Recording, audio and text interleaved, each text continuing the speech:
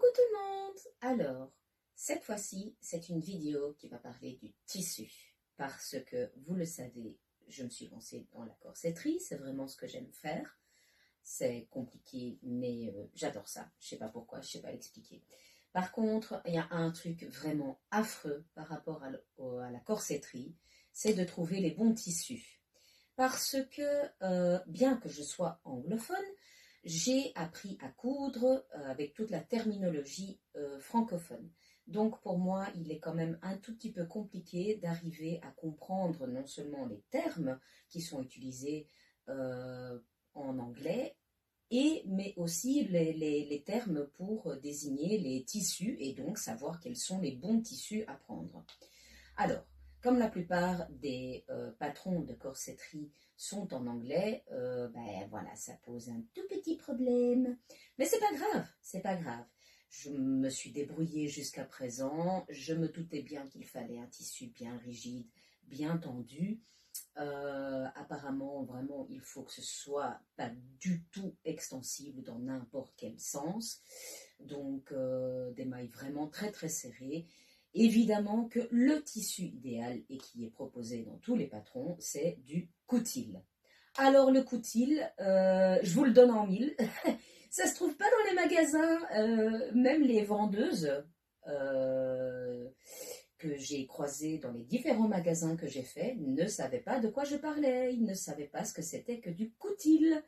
Et pourtant, dans le lot, il y avait quand même des magasins qui sont spécialisés, par exemple, dans les tissus de robes de mariée. Donc j'étais très perplexe par rapport au fait qu'ils ne connaissaient pas ou qu'ils ne vendaient pas du coutil, alors qu'ils vendent tous les tissus pour faire donc des corsets de robes de mariée. C'est incompréhensible pour moi. Whatever, c'est pas grave. J'ai fait jusqu'à présent des toiles avec des tissus que j'avais déjà, donc je crois beaucoup au recyclage et tout ça. Les toiles étaient tellement jolies que je les ai conservées. Mais c'est vrai qu'il vaut mieux toujours avoir quand même le bon tissu. Le coutil étant difficile à trouver, évidemment on peut le trouver en ligne, hein, mais je veux dire, j'ai pas envie de payer non plus 50 € le mètre.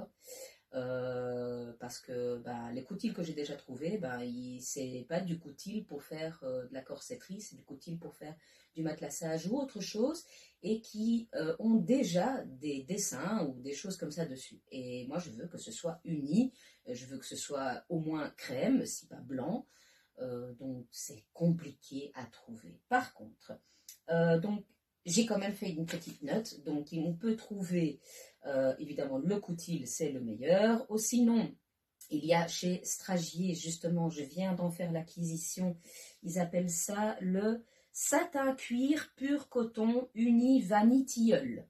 C'est vraiment ce qui se rapproche le plus, à mon avis, du coutil, bien que je n'ai jamais eu du coutil en main, donc je ne l'ai jamais senti. Mais c'est un tissu qui est bien ferme, bien droit, très joli et qui a une belle couleur, en effet, vanille tilleul, ça fait un peu crème, donc c'est très bien.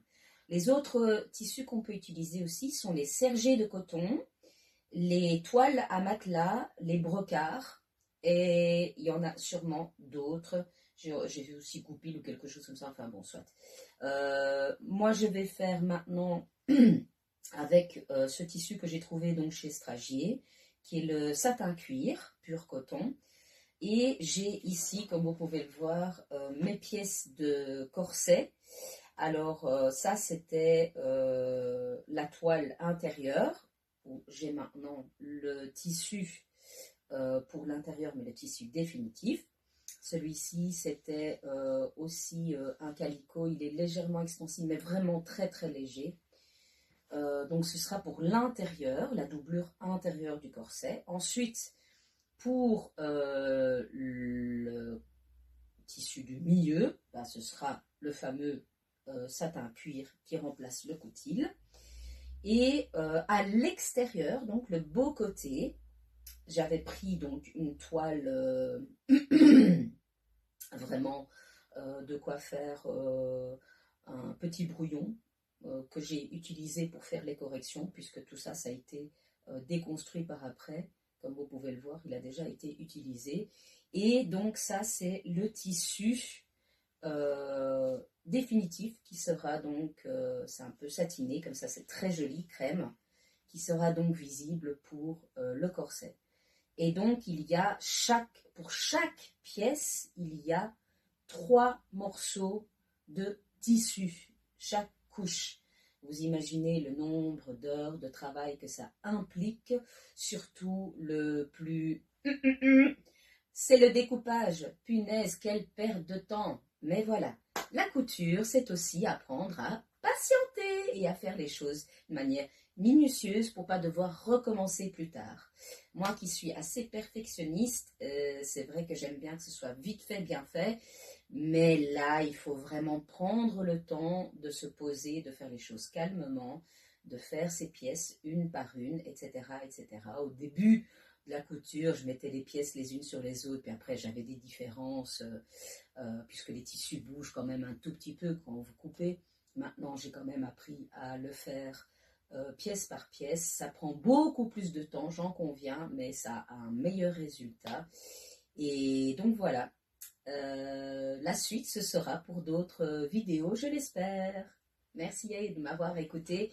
N'oubliez pas, je sais que c'est pas très bien de faire ça, mais c'est pour ça que je le laisse en fin de vidéo. Pour ceux qui ont eu le courage de rester, si vous vouliez bien justement partager, commenter, liker, aussi bien sur Facebook que sur Instagram. D'ailleurs, s'il vous plaît, sur Instagram, pitié, pitié, pitié, je ne sais pas pourquoi, mais ça ne monte pas les vues, les portances, les statistiques, tout ça ne monte pas. Donc, tous ceux qui sont déjà sur Facebook et si vous avez un compte Instagram, par pitié, allez aussi sur mon compte Instagram pour que ça augmente un petit peu la visibilité. Merci beaucoup, à très bientôt, ciao!